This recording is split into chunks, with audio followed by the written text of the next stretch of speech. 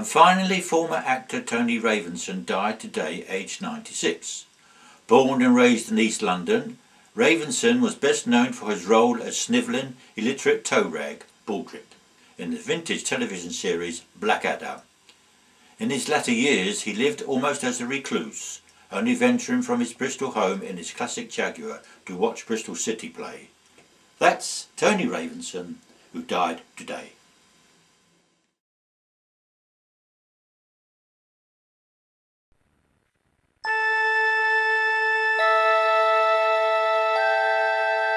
Space, the final frontier.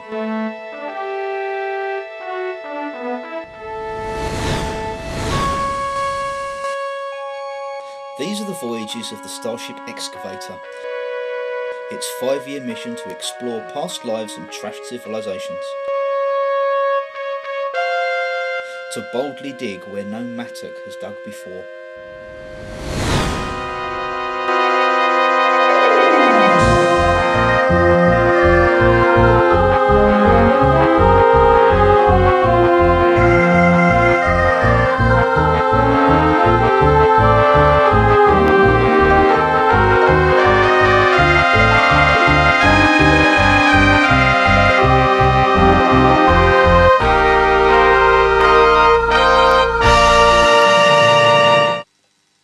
Captain's log, stardate 2417.9. Our mission has come full circle to our planet of origin, the Earth. A mysterious phenomenon has been discovered in the Northern Hemisphere near the metropolis of Bristol on a small island off the coast of Federation Europe. We are arranging a landing party to investigate, and we have just 3 hours. What's all the beer for? Well, I thought you said we were having a party. Not that sort of party, a landing party. We'll still need supplies, won't we?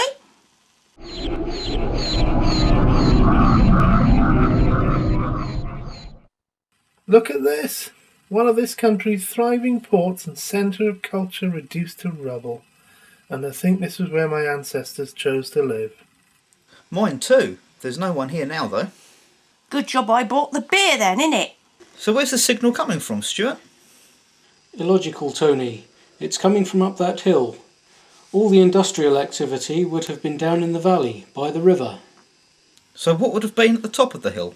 Ritual sites were often at the tops of hills. Or high-status habitations. Hostelries? You'd be mighty thirsty after climbing all the way up there. Depends which era we're dealing with.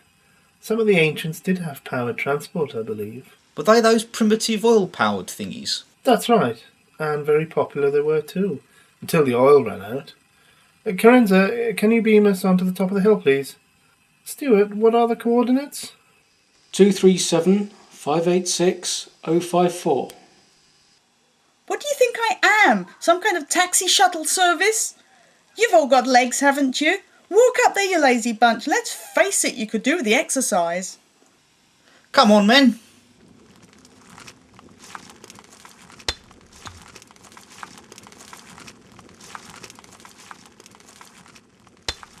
Pick up your litter, Phil. That's not litter.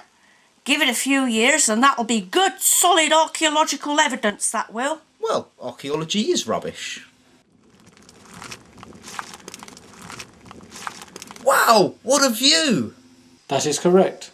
It is indeed remarkable that such a primitive people could perform such an impressive engineering feat. What engineering feat? Over there. See those towers? They were built as bridge supports for a suspension bridge. See, there's an archive image of it. So where's this signal coming from now? It's coming from here. I'm confused. What's so different about this bit of ground? Well, that's the only bit with a signal coming from it. Can we start to dig now? Not yet. Let's do some scans first. Stuart, what are you getting? I cannot say for certain. The readings are illogical. I'll try reversing the polarity of the neutron flow. Yes, that makes more sense. What does?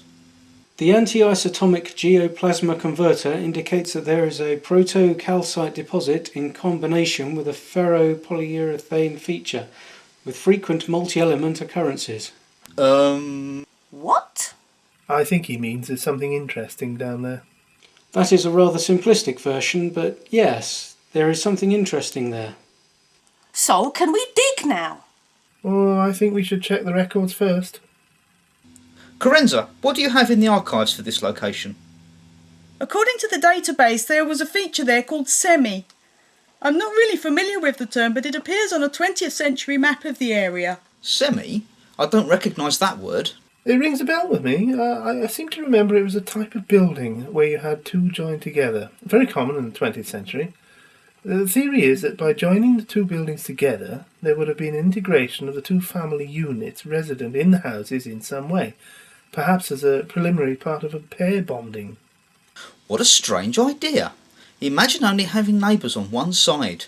How did they manage the sanitation and provision units for just two dwellings? I don't think they had them back then. That must have been awful.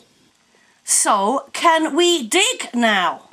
Well, the image I'm getting does not resemble any building I've seen on any planet before. So what do you think there is there? It would be most unscientific to suggest a prognosis at this stage. At this rate, we'll never find out what the phenomena is. OK, Phil, you can dig now, but take it gently.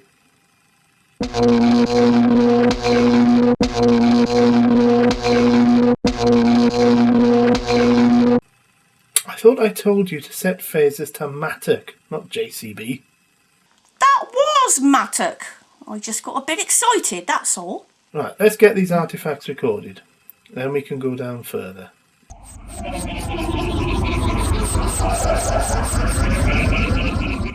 There we are. So, how long will it take to dig that lot out? It's a tricky one, this. I'll need a couple of days at least to do it properly. You've got 2 hours. I'll see what I can do.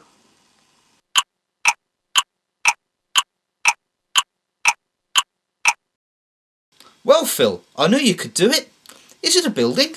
No, it's not a building. I reckon it's one of them oil-powered contraptions Mick was talking about. Yes, it does look like one. But here's the interesting bit. There's human remains sitting there right in the middle of it, and I reckon they must have been a fair age when they died. Look at the state of those joints. Most odd. There is no sign of any clothing or shroud present, except in the region of the neck. Is it a man or a woman? Oh, it's not very big. No, but the skull and pelvis don't look female.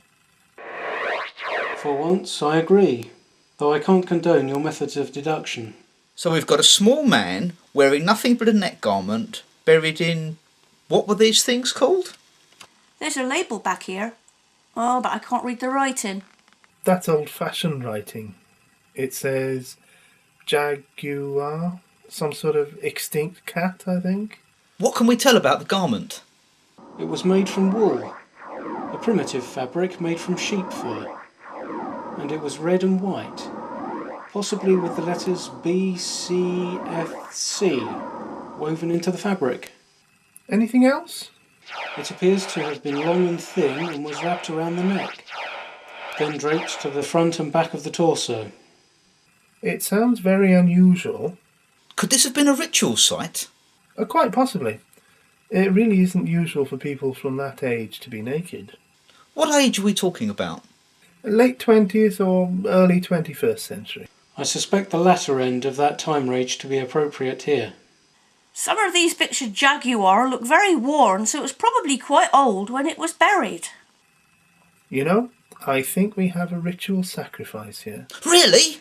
I think this may have been a desperate attempt to revive the failing oil supply by sacrificing this old man and burying him naked in a jaguar. I really cannot comprehend the reasoning for any form of ritual here.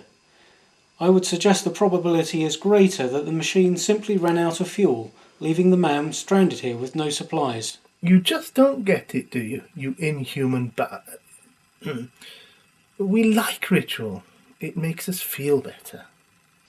Illogical. OK, calm down. We know you'll never understand humanity, and you'll never understand him. Now then, BCFC, what could that mean? Perhaps the corporation responsible for supplying oil.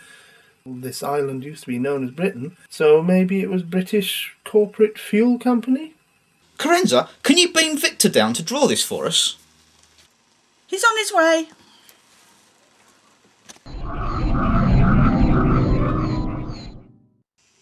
What is my mission? We think this may have been the ritual burial of a sacrifice victim to the powers of oil supply in the mid-21st century, and we'd like a reconstruction of the scene, please.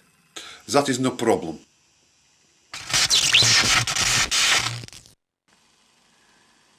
I wish I could understand how you managed to make those things appear like that. We have ways. Mind you, in the beginning, you wouldn't have had tricorders to do it for you. It was all done by hand with paper and ink. But what did they do when it was raining? It must have been a right pain in the rain.